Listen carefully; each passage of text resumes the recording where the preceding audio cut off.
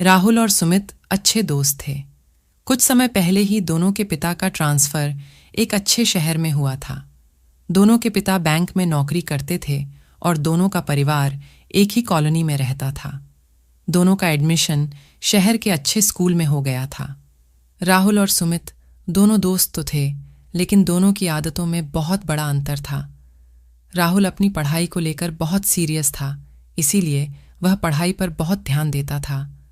वह स्कूल से अपने घर आता तो घर के कार्यों में भी मदद कर देता था।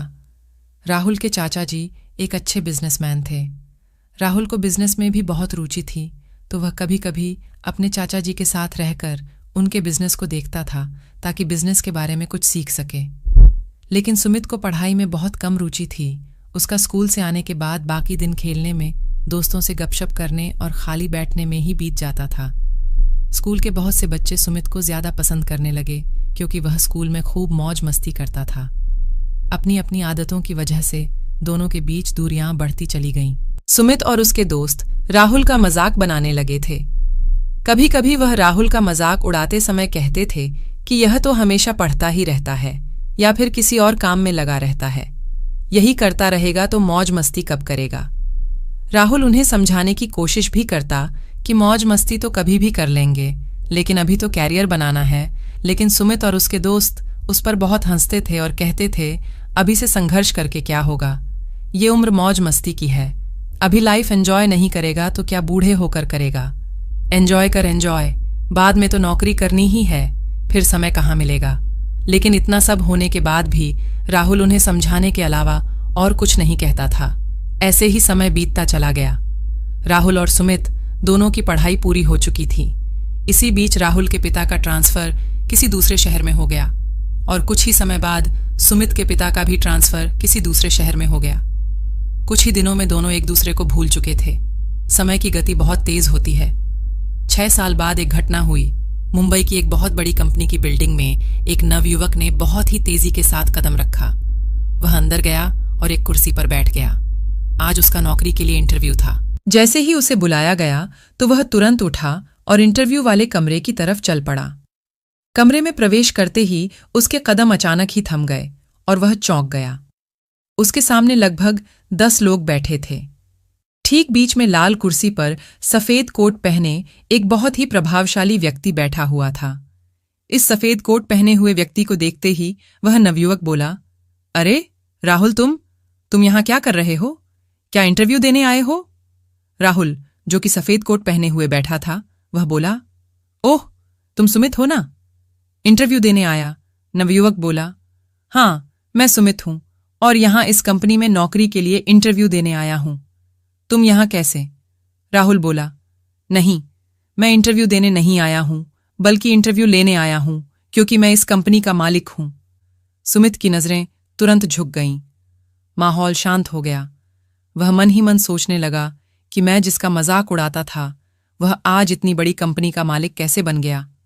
अब राहुल ने सुमित को देखकर कहा, अगर तुम इंटरव्यू के लिए आए हो तो हमारे बोर्ड के लोग तुम्हारा इंटरव्यू जरूर लेंगे।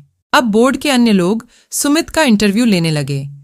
5 मिनट बाद ही बोर्ड के लोगों ने सुमित को रिजेक्ट कर दिया और कहा, आपके पास जो डिग्री है वह यह बताती है कि आप पढ़ाई में बहुत ही कमजोर रहे हैं और आपके पास कोई नौकरी का अनुभव भी नहीं है, अतः हम आपको नौकरी पर नहीं रख सकते।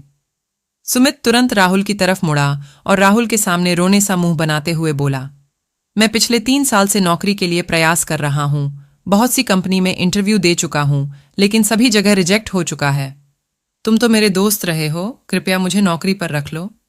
राहुल ने कुछ देर सोचा और बोला, मेरी कंपनी की सफलता का राज यह है कि मेरे यहाँ जॉब करने वाले काबिल लोग हैं जो एक दूसरे के काम से मोटिवेट होकर और भी ज्यादा काम करते हैं। मैं नहीं चाहता कि उनके बीच कोई ऐसा व्यक्ति पहुंचे जो उन्हें खाली बैठने और मौज मस्ती करने को प्रेरित करे, अतः मैं तुम्हें नौकरी पर नहीं रख सकता। बहुत दुखी होते हुए सुमित बोला, तो क्या मुझे अब कहीं नौकरी नहीं मिलेगी? क्या मैं ऐसे ही जीवन भर संघर्ष करता रहूंगा? तब राहुल हल्की सी मुस्कुराहट के साथ बोला, यही जीवन का सच है मेरे दोस्त। मैंने अपने विद्यार्थी जीवन में बहुत संघर्ष किया ताकि मैं पूरी जिंदगी खुशहाली और मौज मस्ती से बिता सकूं और एक सफल व्यक्ति बन जाऊं। और तुमने अपना विद्यार्थी जीवन मौज मस्ती और खेल में बिता दिया। परिणाम तुम्हारे सामने है।